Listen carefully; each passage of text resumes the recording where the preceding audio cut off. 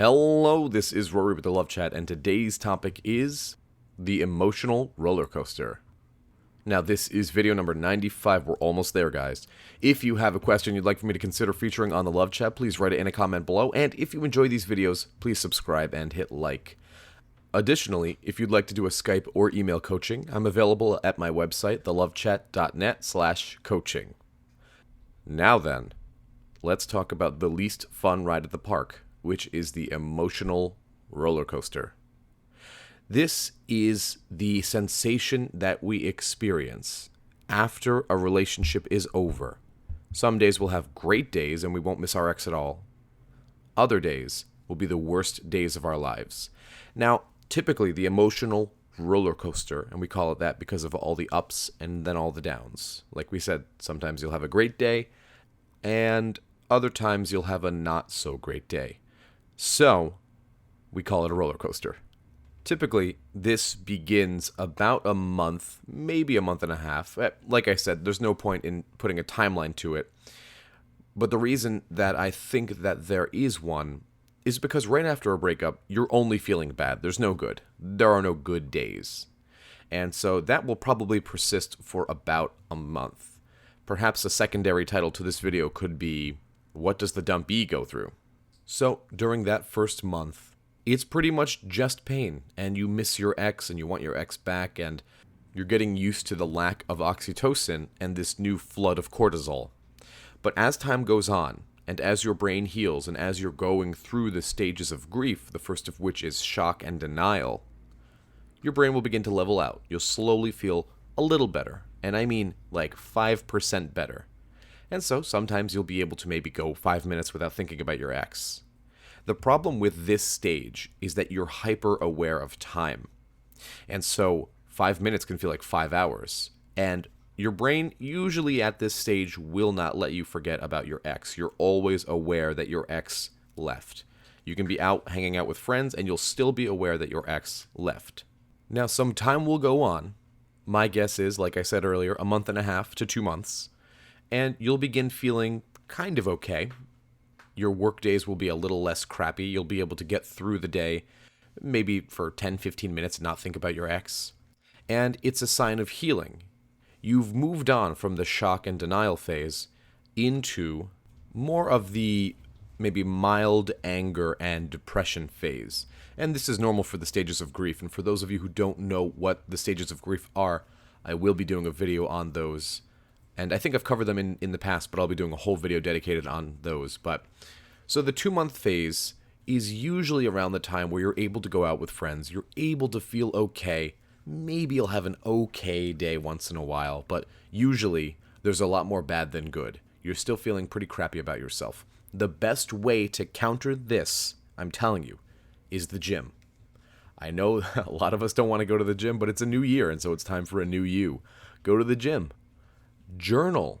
Go for long walks. That's how you combat this. Remember, it's a part of your brain that's releasing too much negativity, too much cortisol.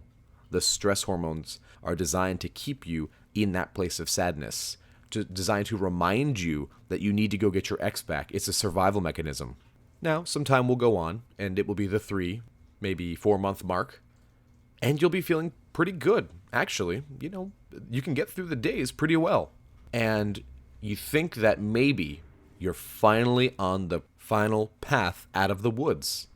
And actually, you're beginning to ask yourself if you even want this person back.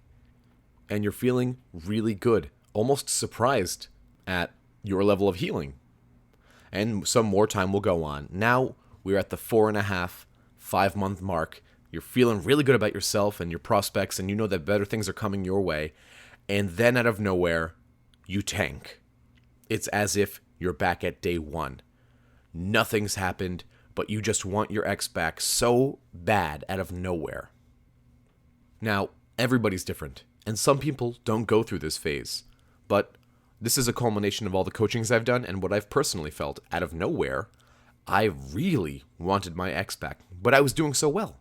I was focusing on myself. I was doing everything this crappy coach on YouTube was telling me to do. This is bullcrap. Why do I want my ex back again? It's your brain's final attempt to reach back to the past and reconnect. you'll notice that out of nowhere, you'll feel really bad. You might ask yourself, what did I do? I don't get it. I didn't do anything different today. I didn't look at pictures of my ex. I didn't go on their social media. I didn't do any of this. It's very normal. And I want to reassure you that if you feel bad out of nowhere, especially after a couple of weeks of feeling great, it's completely normal. It's what your brain does. Remember, to your brain, to your subconscious, this is all about survival. And so it's going to do whatever the hell it takes to get you to survive. So, what are some ways that you can avoid some of the downturns of the roller coaster? First and foremost, social media. You got to stop checking it. You have to stop looking at their social media. You're never going to see what you want to see.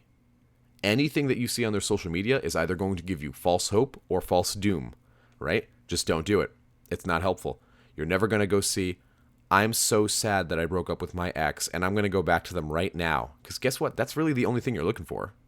You're either doing that or you're stalking. You're being the secret agent. A helpful tip to get you through some of these phases quicker is that whenever you have a downturn, whenever you're feeling sad about your situation and that roller coaster is going downwards, I want you to observe what's set you off. Did you recently think about your ex? Did you recently hear comments about your ex from mutual friends? What happened in your day that reminded you of your ex and is making you sad? And what's important here is to take a scientific look at the behavior, right? Don't judge yourself for being sad. Simply step away from the sadness and observe it.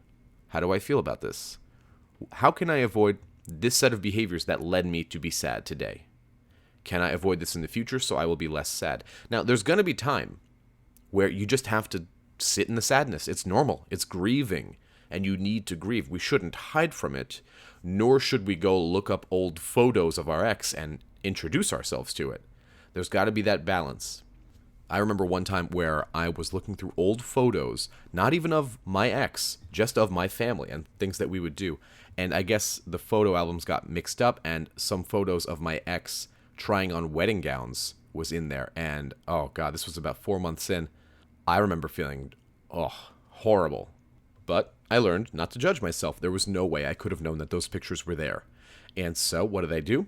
I took that photo album, I put it somewhere else where I wasn't going to see it, and I promised myself to do better in the future. And that is an example of doing better, avoiding those triggers. Rather, learning what those triggers are and learning to avoid them. Talking to certain friends will remind you of your ex. It will make your brain think that talking to this person is reconnecting with your ex, right? Because they're a link back to your ex. Get it? A link to the past. That's a video game joke. Anyway, after the 5.5, 6, 7 month mark, you're going to be feeling a lot better. Now remember, I encourage you not to judge yourself on any timeline. We're all different. We all heal differently.